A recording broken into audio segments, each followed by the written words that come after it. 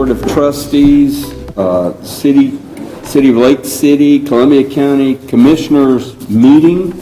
We're going to begin this evening with an invocation, and then we're going to ask Mrs. Suzanne Norris, one of our trustees, if she would lead us in the pledge after we have a moment of prayer. If you would bow with us. Our Heavenly Father, we pause just now, and we are so thankful for the precious gift of service. We're thankful, Lord, for the opportunity to serve our various communities and organizations this evening, working together toward common goals. And we pray, Lord, that everything that is said and done would be directed by a spirit of wisdom from you. Grant, Lord, that everything that we say and do ultimately this evening would be to your name's honor and glory as we attempt to serve you by serving one another. In Christ's lovely name, we ask it all. Amen. Amen. Thank you for joining me in the Pledge of Allegiance. I pledge Allegiance to the flag of the United States of America and to the republic for which it stands, one nation, under God, indivisible, with liberty and justice for all. Thank you. Thank you, Trustee North. Well, we are so glad I can speak freely on behalf of the college and the Board of Trustees and our president in saying that it is a great privilege, it's a great honor to have each one of you here with us this evening. And we have been, since our last Board of Trustee meeting, looking forward greatly to working with you all in a spirit of collegiality and collaboration. We all have the same mission. We're here to serve folks that we've been appointed to serve or that we've been elected to serve. And that's our only goal, I know, as the Board of Trustees here.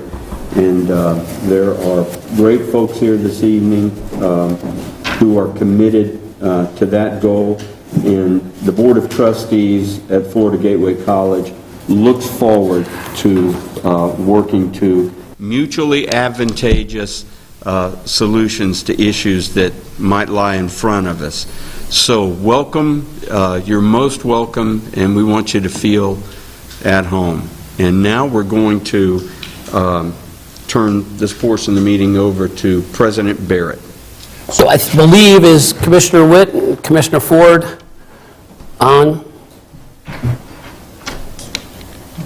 Yeah, we are both here.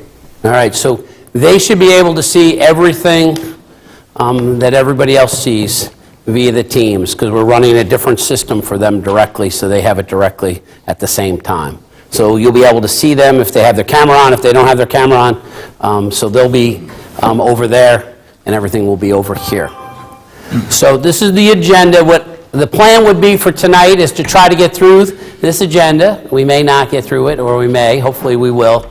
That's our intention. However, the thing is after each of the items, Chair Crawford is going to ask for some discussion after each item. So, any questions before we start? So, just get an idea. I'm going to have to wear my glasses. I didn't bring my other ones. So, this just gives you the actual. This is 90, so everyone has the map. This is 90. This is where LKQ salvage is. This roadway right here is Timberwolf. And the runway is here. And for purposes, this is 100, which is the other side of the college campus and where a lot of industrial is happening. So I just thought it was important that we saw the scope of the area. The college, this is where we're going to go into next. The first item on the agenda is the water sewer challenges that we're having, and that's the first item. So we did an enhanced version of a water sewer map. The blue or purple is water lines that run from down Timberwolf, onto the main artery of campus and throughout the campus. As you notice, we do not put the arteries that go into the individual buildings. The green represents the sewage lines And the sewage starts, so for people that don't know this, I know many people do know this already, but it's important to know. The sewer line begins at HACO, goes down the main roadway there, and then runs through the vein of the artery of the campus, all the way to the lift station here, which recently the city, about 2 years ago, put in a generator, so we didn't have challenges on campus. So from here, the sewer goes, so you know, goes to the lift station, then goes across Price Creek, it goes all the way to O'Neill Roofing, goes up Bay Avenue, all the way to St. Margaret's. So it goes about 8.5 miles. So the next slide is a map we found through our archives from the city of Lake City that basically is the same map I just showed you with the green and blue representing the water lines and the sewer lines. Some issue about, the big issue about the water and sewer lines is the ownership of those lines. The city and the staff has always been really helpful to the college in regards to that.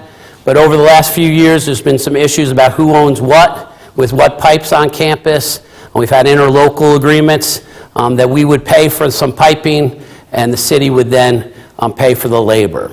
But as we talk about the main lines, those are the ones we really are concerned about to do. So to give you an illustration of that, if you go up that main vein that I talk about, there's 8 manhole covers that say Lake City on those things.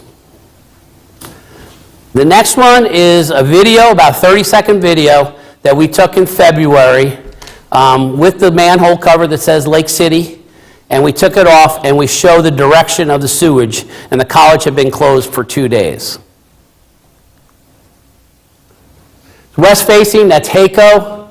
This is the manhole cover.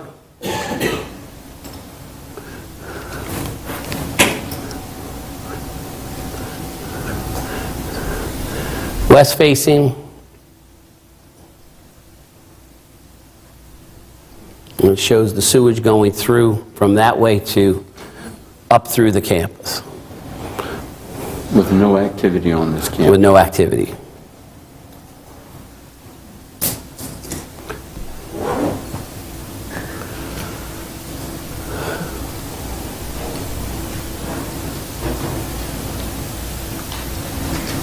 And then we just show another clip of where it's facing and where it ends.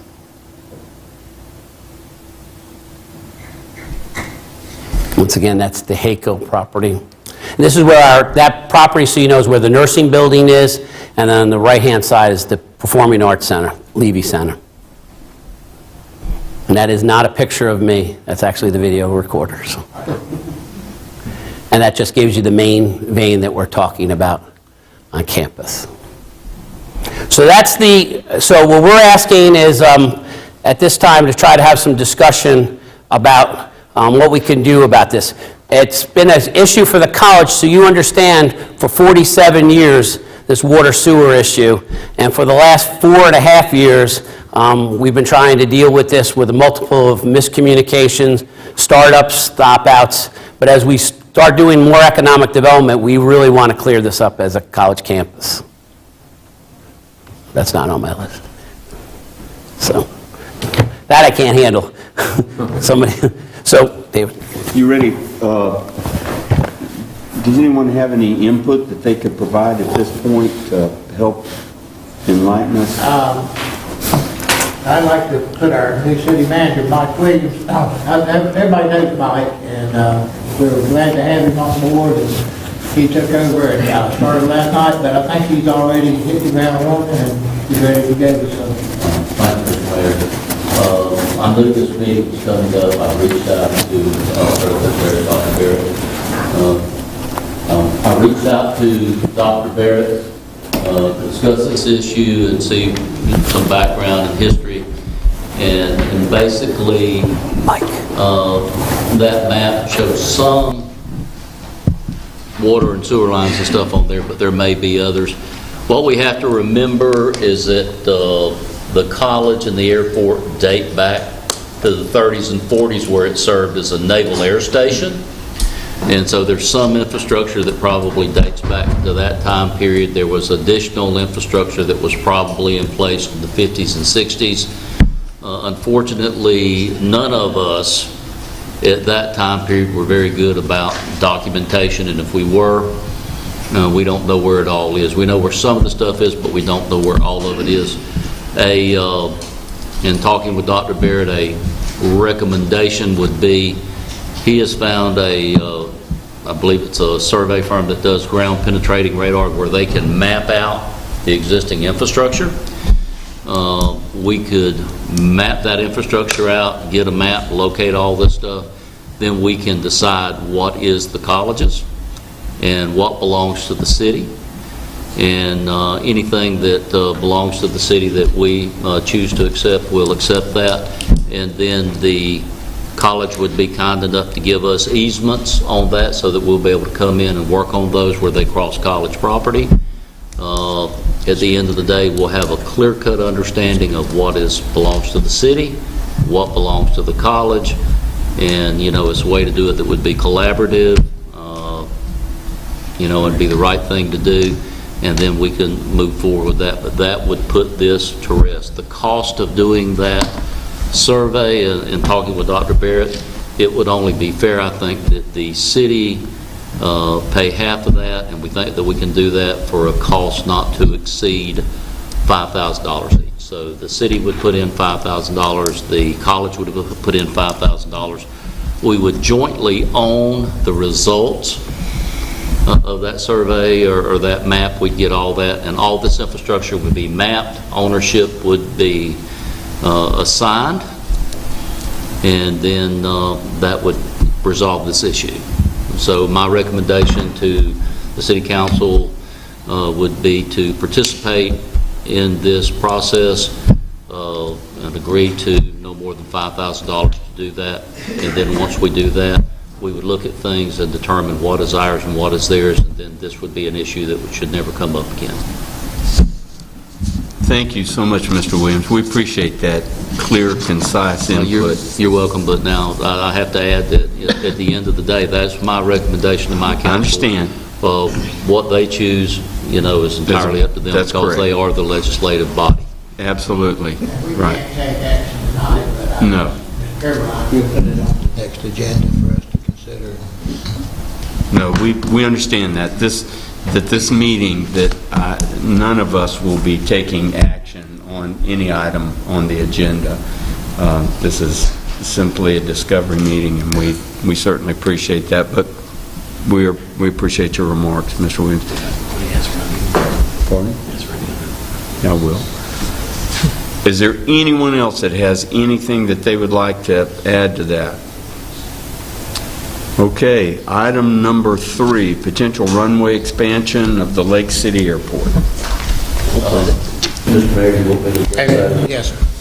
You want to present first? And basically, again, I met with Dr. Barrett about that.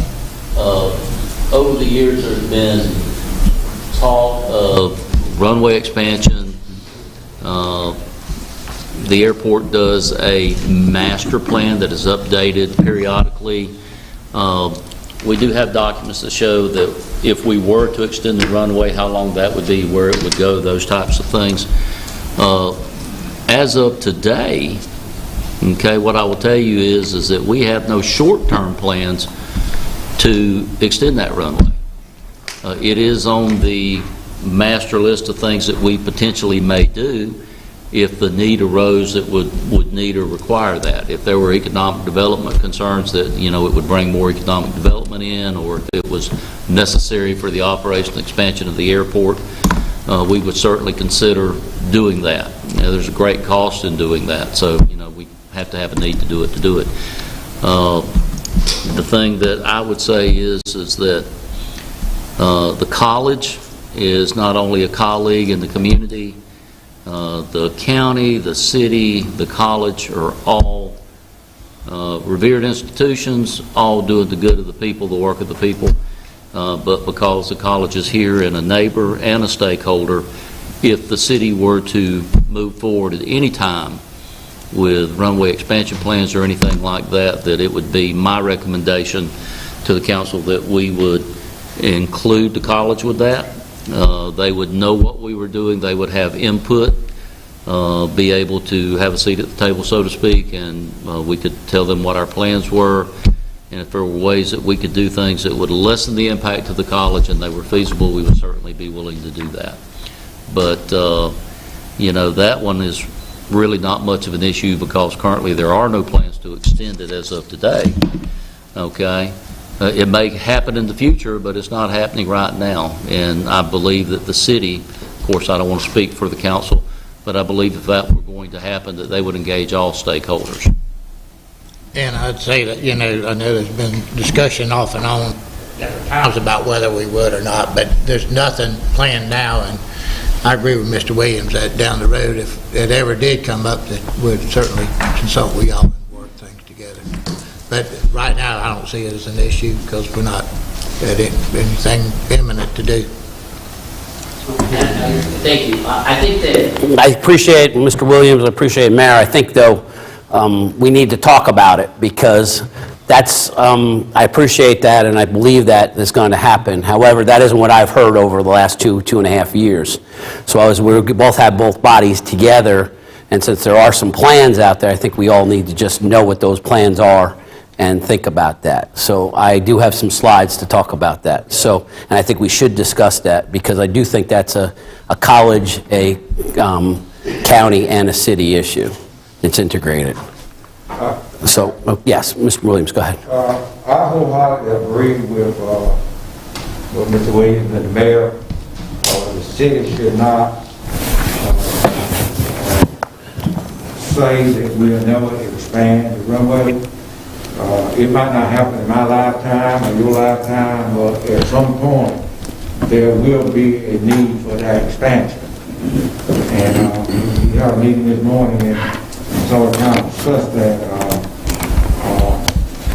There's a great future for development in the airport, and the city do not know what business might locate out there to have enough air traffic, freight traffic by air, and need an extension.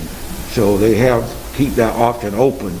So if it becomes necessary to do so, then they have the right to do so. And we appreciate all that, and that I think we do. And I think there's some concern among some in this room that we're against growth. You know, we say on this campus the best thing about this part of is we're on the east side. We have the most opportunity for economic development. It's the worst side because a lot of people live in the city and on the west side. So I want to put that at ease. All the college really wants to do is when we talk about these plans is that we're good neighbors, and we want good neighbors talk to other neighbors when they make plans and things like that. So that's what my intention is as we talk about these type of issues. So we just want to, I think Mr. Williams put this out for everyone, and I actually have it up there as a color slide. So this came to my knowledge. So this is just, once again, and I don't think I'm not going to make a long story about this because I think everyone's just made their decisions themselves. But this is Timberwolf. Currently, this is the airport, and it ends at 8,003 feet. The proposed addition would be an extra 1,000, which would put it right at the base of Timberwolf, and then the flight pattern. In order to make that happen, Weyerhaeuser designed this plan. I don't know who they designed it with.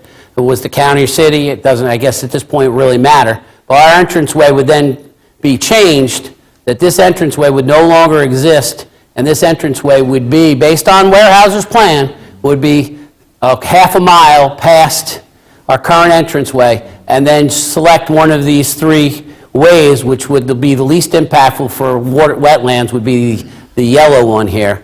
And that would be an additional 1.75 miles to be behind the library. And I just think when we talk about these plans, the college should be involved with those kinds of things. I think that's what I'm trying to say today. Well, yes? Here is what I do know. Okay. In talking with, first of all, let me tell everybody that we have two commissioners not here today, Commissioner Witt and Commissioner Ford. They had prior commitments, and and I don't want anyone to think, are they here now? They are actually online. Okay. They are not here in person, but they are listening, and that's with the previous commitment, they are not here. But we reserve the right to respect the future of the airport. And the future of the airport would be, you might not realize it, but the county have already realigned the Timberwolf Drive there now. We done that some years ago and realign it to the configuration that it is in now. Our interest was to make sure that when we needed to expand or reroute Timberwolf Drive, that the college would have an interest off of US 90. As you know, that development is in 3 different phases. It's in commercial, industrial, and residential. By doing that, the board will reserve properties that wouldn't be developed, that 150-foot right-of-way, for future growth. It might be 20 years from now before the city expand the runway, but that right-of-way would be there for a access down Timberwolf to US 90. All right, I'll move fast. I just did, this may be something you may want to see. I'm not going to go through it because of what we just talked about. But I did some research on runways, and we always like to compare ourselves to Ocala. And I looked at Miami Executive Airport, which is the same length as our current airport, and they have run 3 MROs off there. 7,000 people work at that airport. And so it's just maybe some information the county and the city could use as they talk about if there's necessary to do the runway. But it breaks down things into the largest airports that do cargo in the United States and puts Miami and so forth in this map. So if anybody wants that, public record, please feel to grant that. But I just wanted to circle Lake City and Miami Executive, which are exactly the same length, and what expansion is taking place there without expanding a runway. So I just wanted to share that with everybody. Yep. Yes. If I may, please, Commissioner. You know, when you do a master plan projecting for future growth, all you're doing is making sure that you have the ability and the capability to expand your footprint to meet the needs at a future date. Now, we've looked at that and we projected that is the most that we would probably ever need. Will we ever need that? We don't know, but you know, wise people will plan for that potential in case that you do. So we've kind of earmarked that just to make sure that we don't go out there and wind up building a building in the middle of where the airstrip would have to go or whatever. So, you know, our commitment to the college remains the same. If we have a master plan that covers that there may be at some point in time in the future that we need to expand that, we have the capability to do so. But, you know, the agreement is that we will always collaborate with our fellow stakeholders and community members. We would never leave the college out because we know that this would be an important issue for you, okay? You know, we have an airport to run, the county's got a county to run, but you guys have a college to run, and everybody's looking after their own interests. But just please know that we're going to work collaboratively with you, and that you'll always have input, and that we'll work with you to the best extent possible. But they're not going to be, at least not under my watch, there's going to not be any unprogrammed surprises or things of that nature, okay? Because we're going to be transparent and work together in partnership. And I would hope that if we were looking in the city, if they were looking to expand, that we would look at the financial impact of whether it made sense or not to disrupt. Oh, absolutely, absolutely. And so, I mean, it seems like a common sense approach, but obviously there's some things that have been going around, and that's why we wanted to have this meeting out in the open so that we could all talk about it. We can, you know, hear what you're thinking. Mm-hmm. We're able to all address them and get the comfort level that we all should have as stewards. All we're thinking is that there is a master plan for future growth, and in that master plan, one of the things that we're looking at is the ability to expand our runway if we ever had the need to do so. Okay? Trust me, at the cost of expanding runway, Florence is here from our airport director. I believe that cost is rather significant with the things that we would have to do. For us to do that, we would have to have a need and have something that's going to generate the income to make that worthwhile. Okay? But other than that, it's just future potential. It's nothing that we have on the books right now that we're definitely going to do or that's going to happen next year, even within the next 5 years. If that was to change and we saw the need to do that, we would immediately reach out to the college and say, hey, the timeline on this is stepping up. We're looking at maybe having to have the need to do this. And then we would meet and try to, as much as possible, all come together with an appropriate solution that inconvenience the college as little as possible and then still accomplish the mission of the city. Mr. Sampson, yeah, I think conversely, as far as it goes for extending the airport, if we do close one of the deals that we've been working on and they need the longer runway, then I think that's a different discussion, because at that point, if you've got someone bringing up to possibly as much as $100 million in investment, then it might make sense. But we haven't closed anything yet, so it's just conjecture at this point. I think moving forward, the discussions we need to have is to keep the open dialogue going. And I think some of it that I've heard, I mean, I hadn't heard a lot of this until you brought it forward to the utility meeting that day.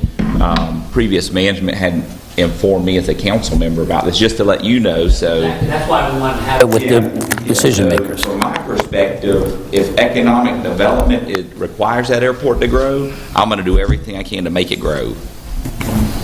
Thank you, Ms. Sampson. Ms. Williams? And Ms. Williams hit the nail on the head. Is looking ahead. What is?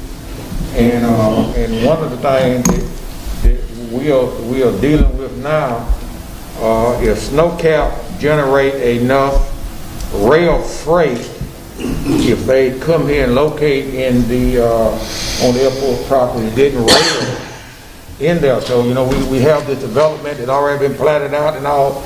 If we have to come from our rail spur into the airport, those are things that we have to look at, and we won't know the magnitude of snowcap we'll have on the community, and we're just hoping that we get them, and then we'll adjust to what we need to do as the city and county and the state, because the state is one of our partners also in this whole development. One might not realize this, but the state have millions of dollars in that development, and the Board of County Commissioners signed an agreement with the state. By so many years, we got to generate X amount of jobs, and we got to pay these millions of dollars back. So, it's important that we do all we can to work with our partner in the state and our private partner along with the city to develop that property, to bring good employment to the county. And maybe it just spins off. That you bring industrial into the county, people have good paying jobs, and the county grows. And what the county get out of it, we get a tax base from it. It makes a lot of sense to do so. Good. Thank you. We recognize that. I'm sorry. So, Krause. in our conversations over time, these plans for Timberwolf Drive and any future realignment was done many years ago. Back when this was called Plum Creek, before it ever became North Florida Mega Industrial Park. The thought was, if the city ever had to expand the runway, Timberwolf would have to be closed. How would you get to the college?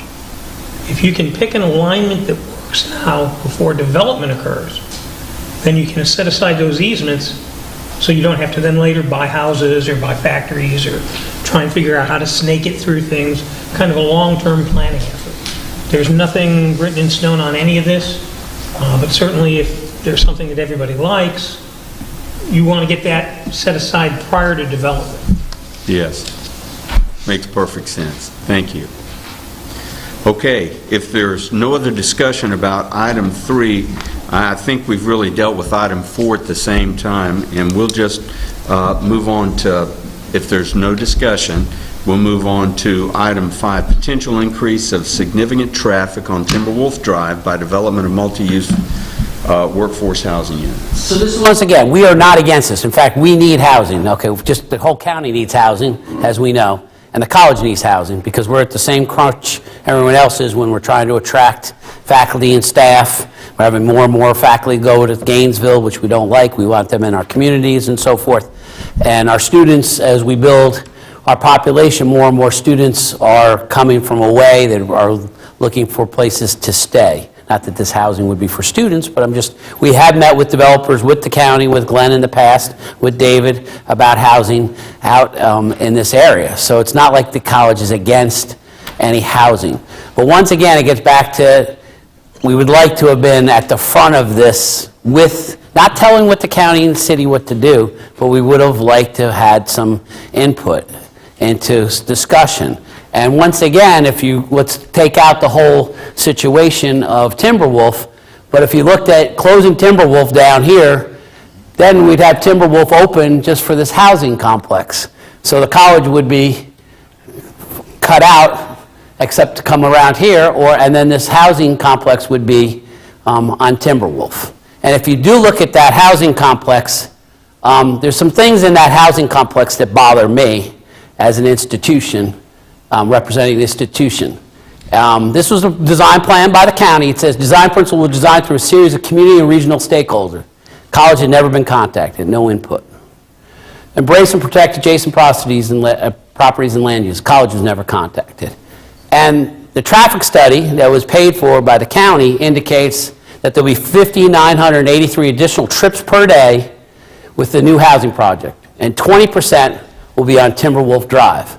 According to the report, no additional until needs any changes on Timberwolf. You're adding close to 1,100 vehicles a day, and if anybody's been out there, when you leave tonight, there won't be too many cars on 90. No traffic light, no turn lanes, no nothing. I find that a little bit disheartening for our students, our faculty, and staff.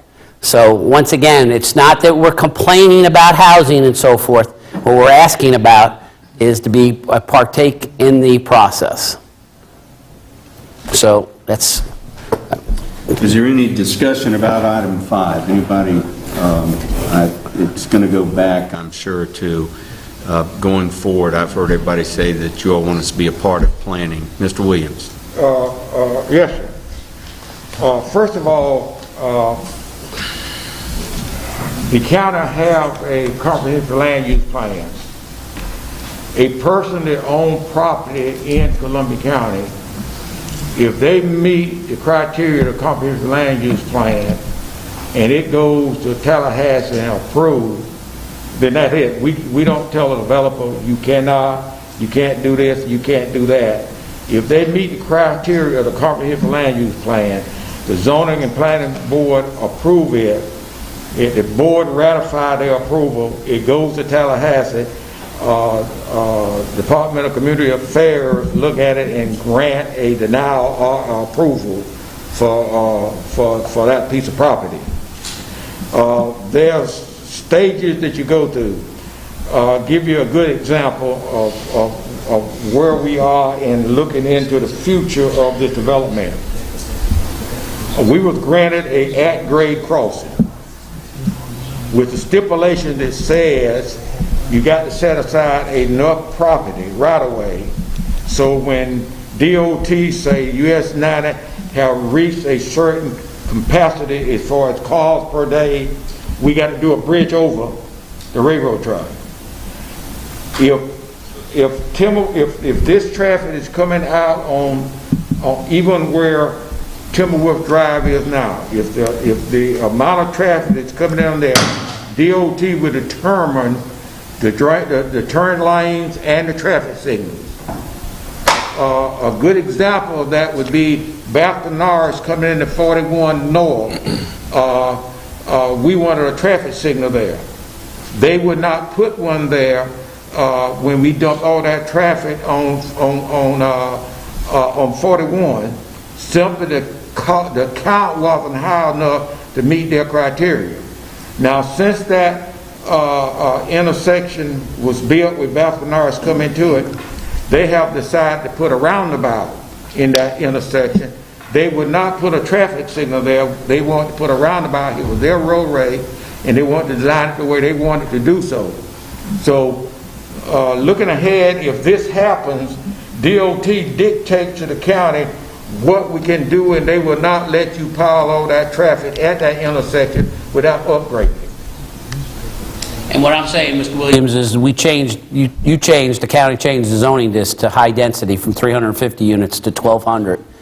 And when they did it, I agree with it. I know the process. You explained it well. The process is the county, I believe, should have engaged with the college and should have said, if we're going to do this, we need to do something to handle to impact our students and our faculty and staff. And adding 1,200 vehicles a day to a thing, whether it's your control or not, you had control over deciding that, and there was no input into the college whatsoever. So that's all. Once again, it keeps on saying, we don't want to run your business. We just think maybe we can help you a little bit on talking about issues and impacts to this $88 million enterprise per year, which will have an impact on the college by this happening. So. I'd like to say something. We typically, well, lawfully, have to advertise all of those changes. You know, it's in the newspaper, it's noticed. I don't remember when we ever, notified all property owners except for the legal thing we have to go through to do those changes. So I understand what you're saying, but that's not something we typically do, contact all landowners or entities around a change, because we put it in the newspaper. We advertise it highly, and we invite people to our county commission meetings to say, hey, we're against this, or hey, this concerns us.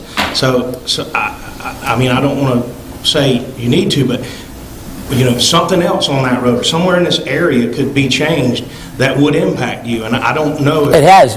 I'll tell you, another instance is the junkyard.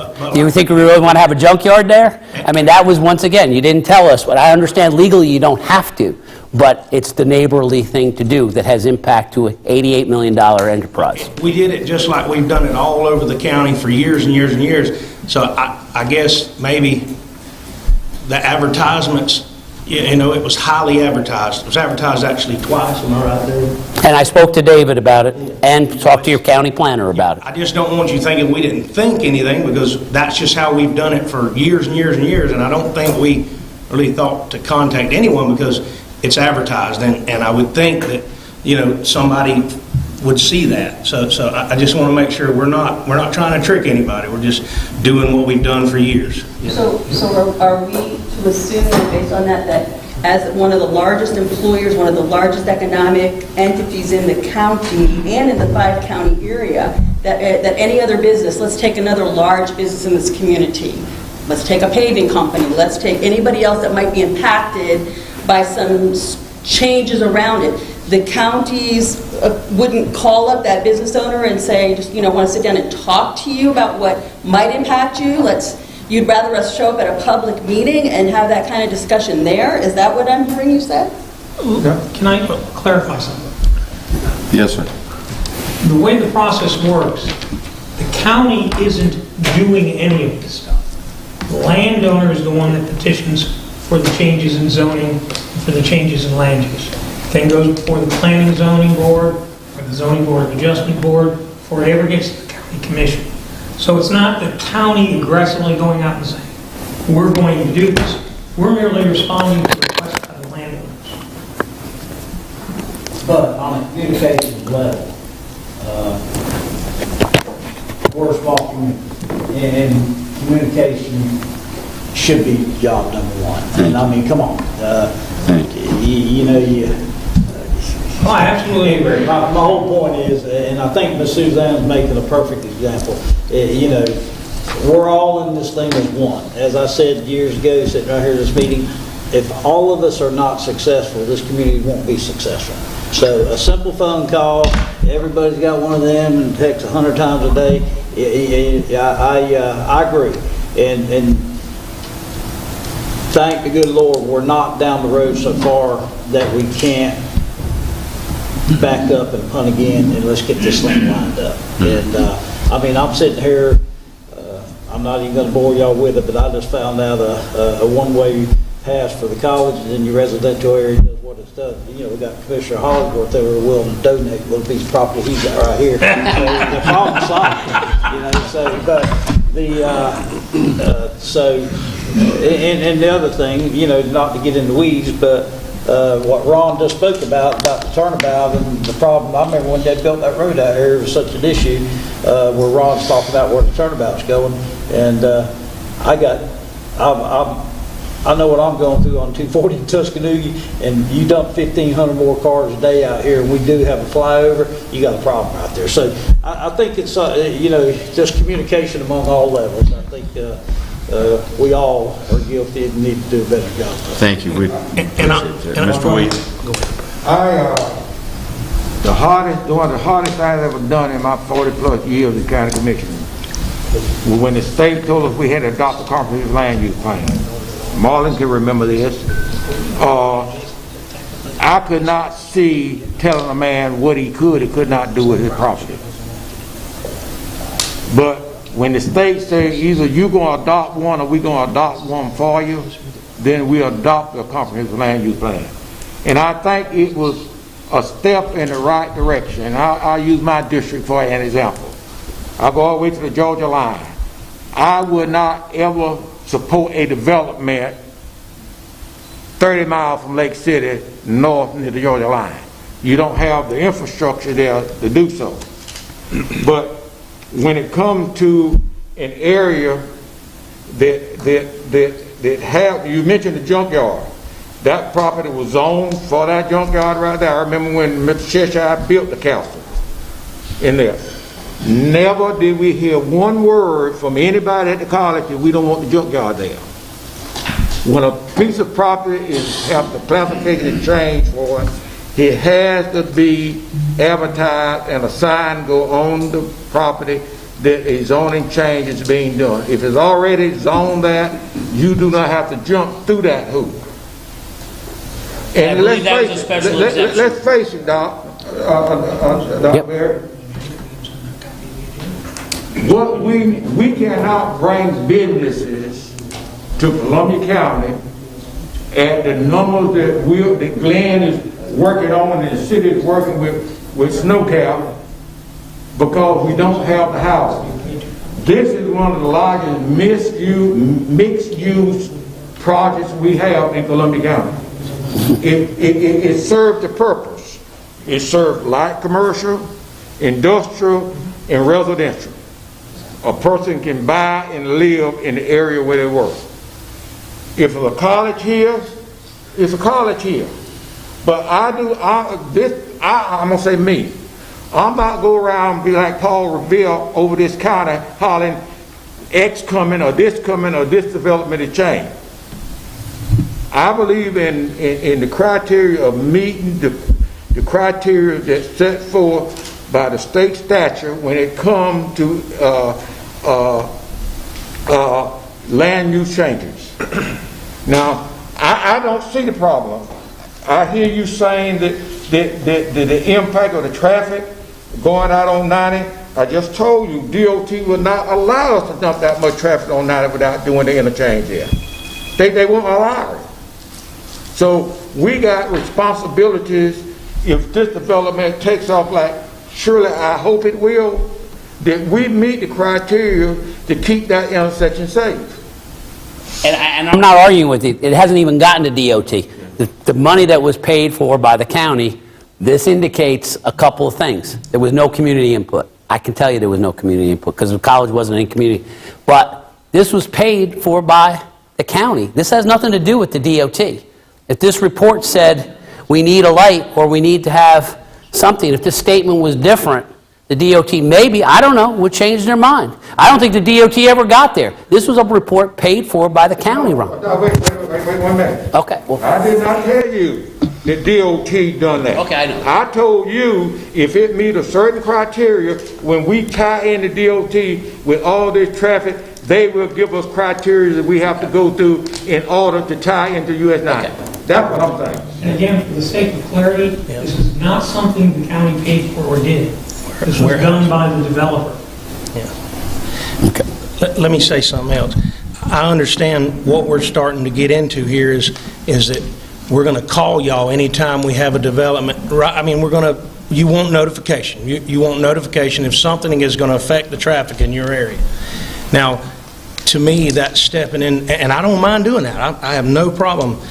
But now, what are we going? And you're not adjacent. Adjacent property, you know, they see it. You weren't adjacent to it. But what I'm scared of is if we start this process, we're going to have to do it for every businessman in this county, not just the college. If we have something that's going to affect traffic on a commercial lane, if I don't have a business of 20 employees, it's just as important to me as the college is to them, to you. And I understand. I don't have a problem letting you know, but I want the county to know, and all the commissioners, we may be getting into something where if we have to do that, that's fine. But if we do something that's going to affect traffic in another area of town, we're going to have to let all those landowners and those businessmen know. We're going to have to call them.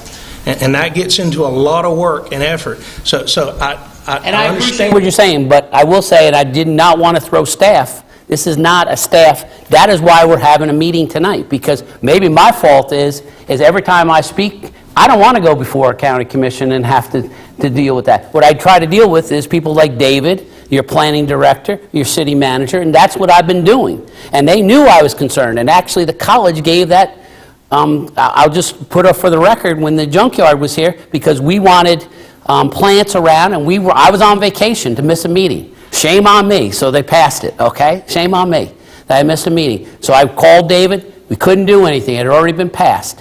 What happened was the college paid 300 loads of dirt from the college, free of charge, to that landowner to try to buffer the thing. The college used resources themselves to try to do that, to try to make something whole because we missed it. All I'm asking is neighbors, whether you're constituent or not, should reach out to neighbors, especially in this. And are you setting a precedent? I don't know. I just know that we're an $88 million thing. We have 48,000 graduates, 22,000 right now in Columbia County that will have a problem with this. And I have to represent them, and my board does. And that's why I'm here to talk about that. I understand completely, but we represent thousands of businessmen in other places, so I guess we will, I guess the county can talk about it, and we'll figure out how we can notify all the business owners that are affected by any traffic change. I mean, I know that doesn't seem like very, but it is important because this is the largest business is affected by traffic just as badly as you are. So I just want to make sure we know that we'll do what I understand. You want to know. And what I want to say is this is the largest development that you've been working on for 15 years. It's one of that, and also Bell Road.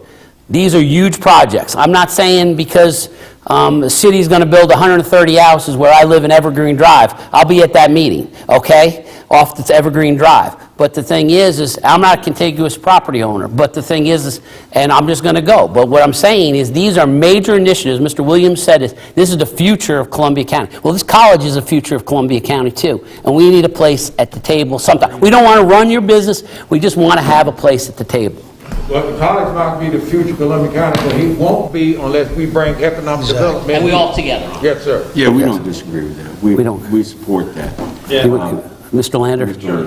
And I think, again, we're almost getting into semantics, and I hear what Commissioner Collinsworth said. You're absolutely correct. There's a criteria when these developments or things are put in of who gets noticed, how it gets noticed, it's noticed in the paper, things like that. So I really don't think, in my opinion, that what Dr. Barrett is saying is that we're asking for any kind of special treatment. Maybe we need to be more diligent in watching and what's going on around us. Is something that's going to come in. We need to survey the property around the county and keep an eye on any notices that go up that there may be some changes. I think where Dr. Barrett is saying is that where we want to be, we want to make sure that we're in on the beginning stages of these projects, having some input, because it's going to be good for the college, and it's going to be good for the county or the city or whoever. It's going to be good for the person putting it in if we're all working together. So I think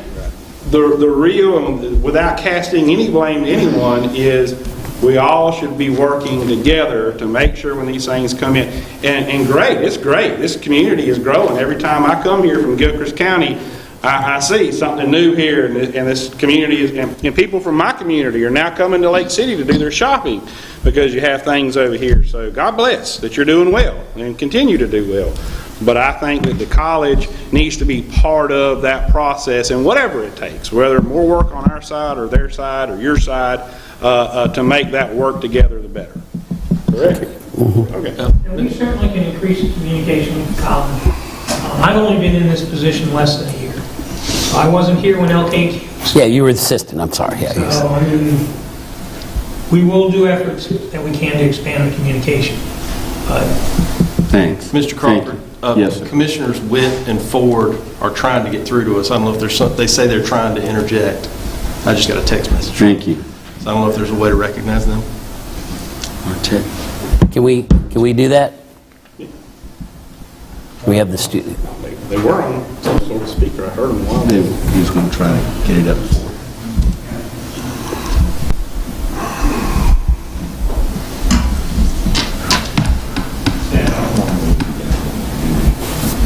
Give us just a moment while we work on a little tech.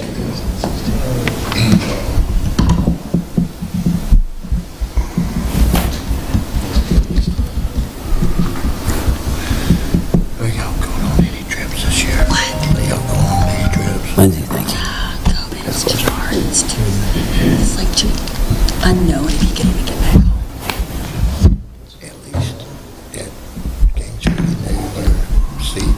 You know, while we're doing that, one suggestion may be this. Maybe someone from the college can seek appointment on the zoning board and land use board. That would... That's a good suggestion. That's a great idea. Somebody could, then it'd be over. You'd know everything. So maybe that's a way to do this and not have us contact everybody. You know what I mean? That would probably be a good solution. I would like, and I want to reiterate what the president said, because I end up at those kind of meetings in Baker County where I'm from. Once staff has developed a plan for a commission, a board, and they're going publicly to present it, there's a lot of ownership, there's a lot on the line. There has to be some level of support on the board for that to get that far. We don't want to show up and, that's not our goal, to show up publicly and be challenging. And that may be the answer, I think that's a great idea. I think it's a great idea. Yeah.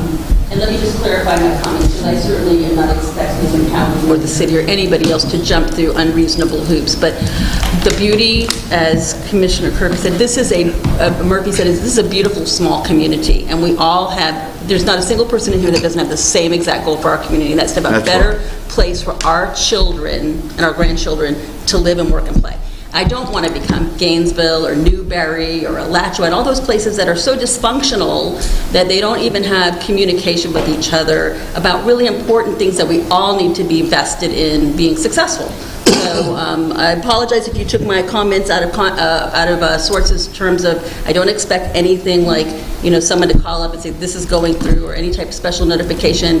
I just think some of the things in our community that make it special are the collaboration at the table. We can't lose that as we grow. Mr. Foreman, we are not able to bring them on. They can hear us. They can hear everything, they've been seeing everything, but for some reason, it's not coming through to us. So we're working on that right now. But they've been seeing all the slides, and they've been hearing us, that's my understanding. Yeah. They can hear us, and if at any point that we can bring them up, Mr. Foreman, we will go back and allow their input, of course. We'll keep trying. Technology is great when it works. It was working fine earlier today. Okay, item number 6. And this is our college? Come on. All right. We're going to move forward unless there's other discussion about that. I got one thing, one other comment I need to make. Yes, sir. This project started somewhere around 2015, somewhere there about. Plum Creek came to the board to ask for, presented their plan for that development. From that day, year to now, tonight is the first time I've heard any concern from the topic. 2015, 16, 17, 18, 19, 20, 21, almost 7 years. No word whatsoever been given to me or said to me about the college have some concern or want input about Plum Creek development. So, Mr. Williams, to be fully transparent, I can name to you 5 formal meetings I had with city managers, county managers, assistant county managers during the last 3 years. I can count 27 other times I've reached out to those people. My fault is I didn't go to you, and that's why we're here tonight. That's the purpose of the meeting tonight, because we have been, in my 7 years, I've been asking these questions, and what I do is I get different answers, or we have different leadership changes, and I get different answers, and it gets delayed and delayed and delayed. And I think communities or businesses have a right to ask questions and get answers, but if that question isn't asked to me, or maybe it's asked to staff, and staff does not relate to me, then I don't know one's concern. That's correct. That's why we're here. Yeah. I think That's why we're here, Mr. Williams. Yeah, duly noted. Okay, item number 6, discussion of stormwater issues causing flooding issues at the college. Are they back on? They can't get any. Can you hear us? Well, they can't. Rocky and Toby, you there? Okay. Do you want me to go forward with item 6? Yeah, let's go forward with that. Okay, item 6. I think this is going to be just a quick item, because I think we're getting long on time, and I like to try to keep. I just want to make sure the commissioners in the city know, and I think Mr. Williams knows this, he probably is the only one, is as you take a look at the college, the roadway of the former Timberwolf used to run right through the campus and right up the airport. And that's some of the challenges that we have with the water and so forth. All the water, when the airport is done and when they redo some of the taxiways and everything, when they apply for permits, just recently, permit from the city regarding a runway improvement, they say the basin of all the stormwater goes to Alligator Lake. And I guess that's legal. Once again, we talk about legalities. As we know, Alligator Lake is where I live in the city, is 8 miles away. So that's where they say the stormwater goes. So that's when they apply for these permits. It's not our, but I mean, you got to remember that all the water runs this way from the airport. It runs north-south. So anytime anything happens in the airport, the college is impacted. And if you know, many of you know, when you parked outside, the moat, you'll see a picture of the moat, as I call it. We try to have boats go in there once in a while when there's a lot of, and we have this huge pond that Swanee River Water Management did. That's a 19-acre pond, and some solutions to some of our flooding is go down another 10 feet on the pond, we'll have no problem. That's some of the issue that I've been told with by certain people that are no longer in the city. So I just wanted to just talk about that, is that, whoops, I just turned off everything.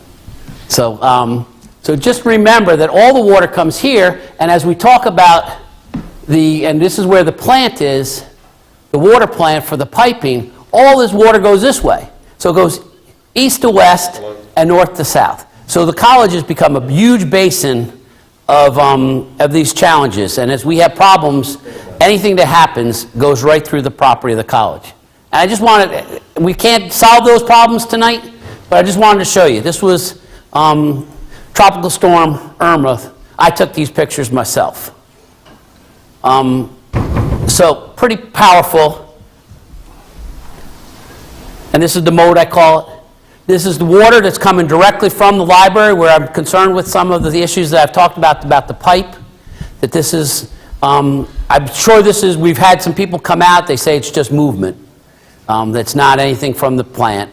And then we take a look at this, and this is the damage that goes from, this is currently the damage, if you walk right over now, from all the flooding that we're having. So we're concerned as we talk about those kind of issues. And we are planning on meeting with Swanee River Water Management. We have a formal meeting, Mike and I, on Friday morning with Swanee River to talk about that. Mr. Crawford? Yes, Mr. Ford. Commissioner Ford has called my phone. Is it okay if I put him on speaker on this item? Please, feel free. You want me to go back? Okay. think it's okay. Mr. Ford, you're live. Hey, this is Commissioner Witt. Can you hear me? Commissioner Witt, can y'all? Yes. Go ahead. Hey, we were trying to weigh in that last discussion. I would just caution everybody that when we talk about these land use changes and these zoning changes, that all of these are something that the Board of County Commissioners may have to become the deciding factor on a weigh in on. So as far as giving somebody a heads up, it's on the agenda, but the only place we really should be talking about details where this is concerned is in that public meeting, because that's what it was designed. That's how the system is designed to work. So, going down the road, we're going to notify people and give special notifications. I don't think we can do that other than, hey, you're up on the agenda. This may impact you, but to get into the weeds outside of a public meeting, I have some great concerns with that. And Commissioner Ford is sitting next to me. He shares my concerns. Was there anything else Commissioner Ford wanted to add?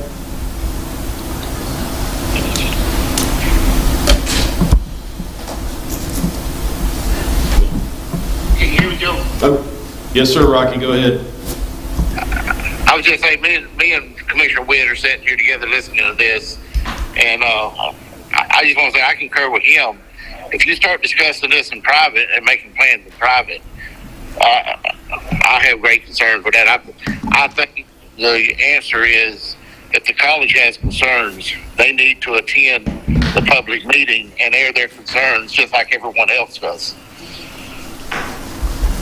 I mean, I don't mind having them be involved, but they need to be involved in the public meeting we have with all the individuals involved in the discussion.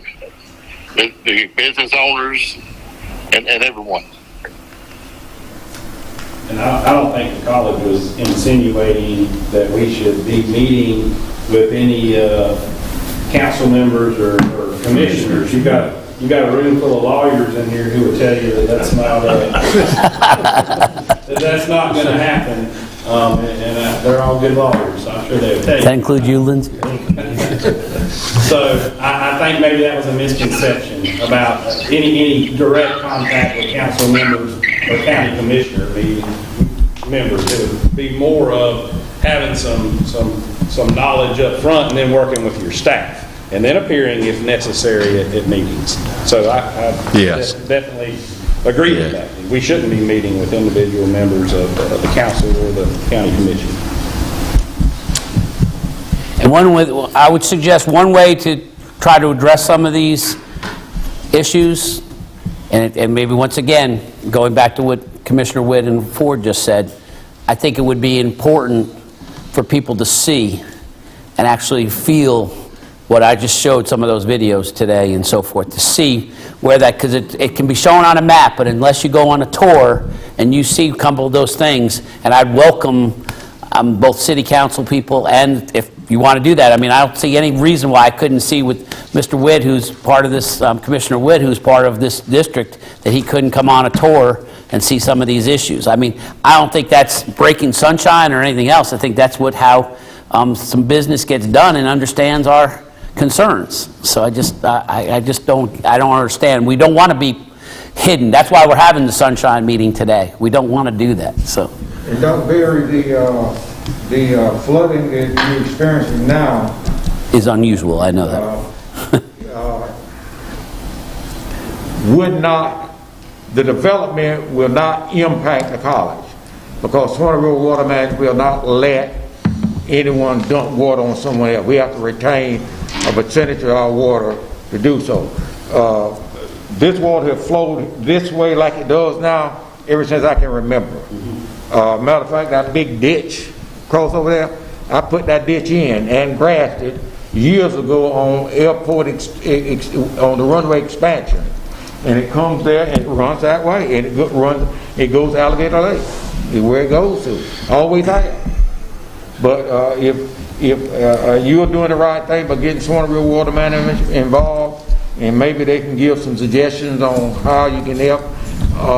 You're not going to stop the water from going where it's going, but doing the damage that it's doing, in a sense of speaking. And I will say that once the development takes off, once the development takes off, they're going to have retention ponds. It's probably going to get better, truthfully. Right now, it's just a bunch of woods with creeks in it. I've hunted there all my life. It's a bunch of woods with creeks flow in a natural way, and I'm positive that when they, and I'm not positive, I'm not an engineer, but when you start working on that area, building roads, building, water management's going to make sure retention ponds and all, it probably will get better because you're catching all the water from that area right now.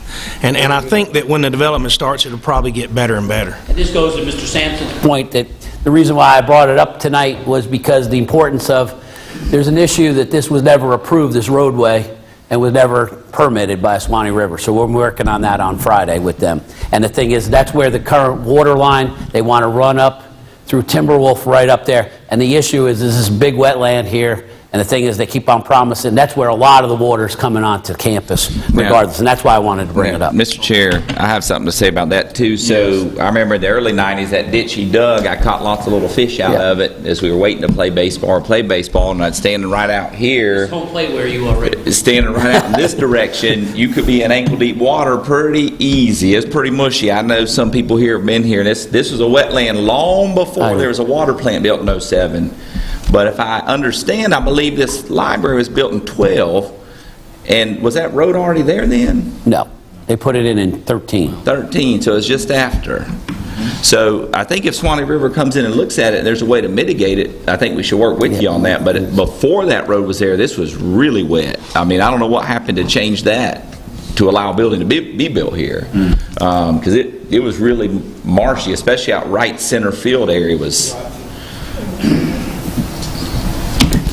All right. Mr. Wood. Dr. Barrett, yes, if I may. Council. Yes. When y'all meet with water management, the council approves, I'd be glad to meet with y'all. They are the resident subject matter expert on water issues and things of that nature. And of course, the city is always interested in working collaboratively with the college. But we can meet on that and get their input and then report back to our respective boards. I like that. And then we'll have two quick more items on the agenda to finish up, I think, if you, Mr. Chair, is it anybody? When we did this, when the college and the county did the new roadway by the airport, there's been an issue. When we had the tree issue about 3 or 4 years ago with the city, that we finally was able to come to a conclusion with both of them, we found that the property of this is of the one runway, not the large runway, that the college owns this property and continues to own this property. So part of the airport right now, that property is owned by the college. Mr. Fiegel, Mr. Koberline, and the previous 2 city managers ago were working towards that to do a land swap for this property to go back to where the firing range is on campus, where there's some wells, as a land swap. But I just we need to get that cleaned up, especially as you're applying for grants and so forth, because we really need to get that straightened out once and for all. And that's been going on for 27 years with Mike Lee and everybody else, and every time there's a change. So I want just that to be out there for the councils to know, especially the city of Lake City, that we need to get that straightened out. I think Mr. Williams and I briefly spoke about it just briefly this afternoon about that. So I just wanted to make everyone aware of that. Any comment? Any discussion about that, council? And then the last thing, I'm not sure, well, the thing is, we've been some contention, I don't even have a slide on that, is a contention sometimes about grant challenges and the college is getting in the way of something. All I'm asking is that the college, if they're named in the grant, please let us know. I think that's reasonable, once again, to ask that be done. And recent grant was changed between the city and the county, and we had agreed to it when it was happening, and when the county and the city disbanded on this grant, the college wasn't, and the college is listed as the #1 provider. For a college, that means the whole water system changes. The whole water system changes. We become county utilities instead of city utilities. Without the college or the trustees and the president knowing that, that's a huge challenge for us. And I think that was done in error, and we pointed that out. But We need those kind of things happening, and that's happened before. And anybody that wants, we can help the county with grants, just like the county can help us with grants. And I think that's what I'm looking for, is just, once again, being good neighbors with good neighbors. Because we don't want to be faced with something, in that situation alone, if you hadn't removed us, we were going to be a utility. We were going to be under the county utilities. We didn't know the cost. We didn't know anything. Well, maybe with the current water sewer, it would have been a great thing. But, I mean, at the time. But the thing is we just need input. And that's, once again, I'm asking, let's be good neighbors and work together. Because we're working together for the benefit of Columbia County. We want students. We want to help students. We want to educate students. We want to provide that workforce development and so forth. But help us. We don't want to drive what you're doing, just like we don't want you in our business. Okay? But we got to, certain things, there's commonalities. And I think we can come together and work that out. And that's what I really want to do. Any questions about the President's concerns in those areas? I just want to say thank you for having this. I think it's way overdue. I don't need any more meetings on a regular basis, but I think periodically we should do this, because there is 3 entities that are very important. So thank y'all, and we need to keep doing it. Thank you all for doing that. I'm sorry about Toby and Rocky. We thought we had it already. And on behalf of the Board of County Commissioners, sometimes we are hard-nosed. We are. But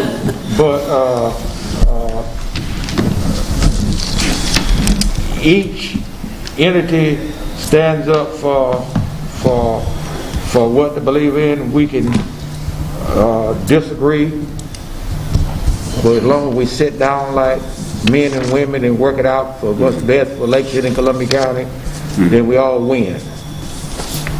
So sometimes you got to give a little and take a little. In other words, you got to turn the other cheek sometimes. Thank you. So I appreciate you all having this little powwow, and let's just go from there.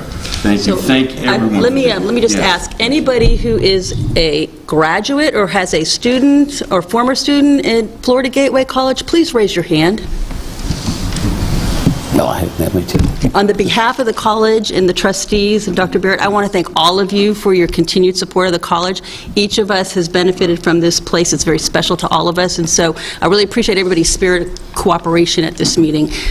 This place is special, and each one of us can look at our personal success and probably tie it back to this college. One of the first things when I moved here and I travel around to the districts, every leadership group would say if it weren't for Lake City Community College, I wouldn't have gone to college. That's a really powerful statement. So I just want to thank you all for your continued commitment to the success of this school. I think Dr. Barrett should get all the alumni help.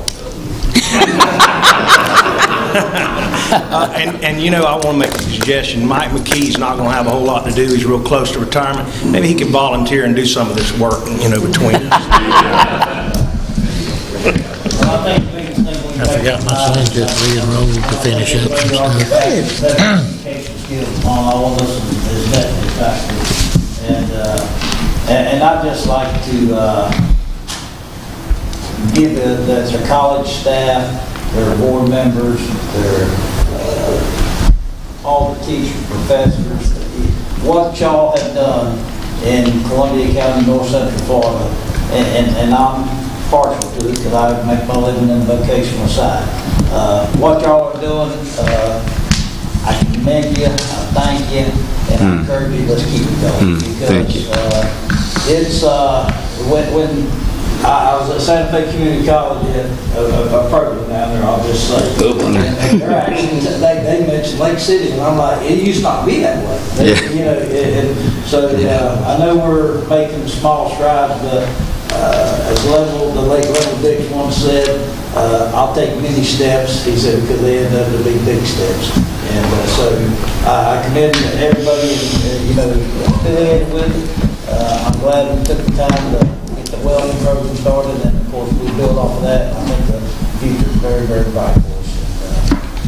And we've been semis inside the fence of that, and give us time to We need more welders, we have enough lawyers. Joel, is that right? Now, I also just wanted to say that they said that they had their their video turned off, but they also had their mic turned off. So Well, you got one that's from Ellisville. Do we have anyone else? Anyone else? Do we want to open it up? Should we? We don't need to. Thank you all so much. So much. We appreciate it. All right. Meeting adjourned. Thank you. Thank you for coming, appreciate it.